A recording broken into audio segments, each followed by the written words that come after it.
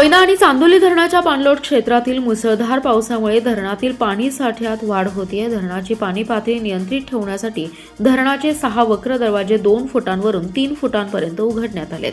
धरणातून 16,535 क्युसेक तर पायथा विद्युतगृहातून 1,050 क्युसेक असा एकूण 17,585 क्युसेक पाणी नदीपात्रात सोडण्यात आले।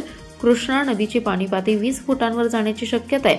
दरम्यान जिल्ह्यातही दिवसभर दमदार पावसाने हजेरी लावली आहे। जिल्ह्यात सर्वच तालुक्यात गेल्या 2 दिवसांपासून संततधार पाऊस चालू आहे। तसेच कोयना आणि वारणा धरण क्षेत्रात मुसळधार पाऊस सुरूच आहे।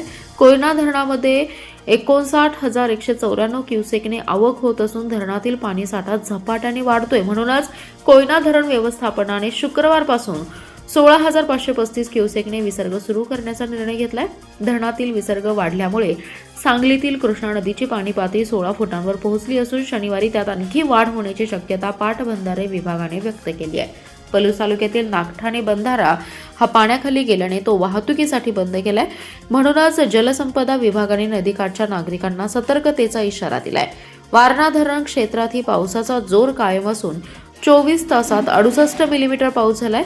दिवसभर पावसाची संततधार सुरूच राहिली। धरणामध्ये 29.48 टीएमसी पाणीसाठा झालाय। धरण 86% भरल्यामुळे धरणातून 6,900 क्युसेक विसर्ग वारणा नदीत सोडला जातोय। यामुळे वारणा नदी दुथडी भरून वाहतीये। या नदीवरील बंधारे पाण्याखाली गेल्यामुळे वाहतूक बंद झाली आहे।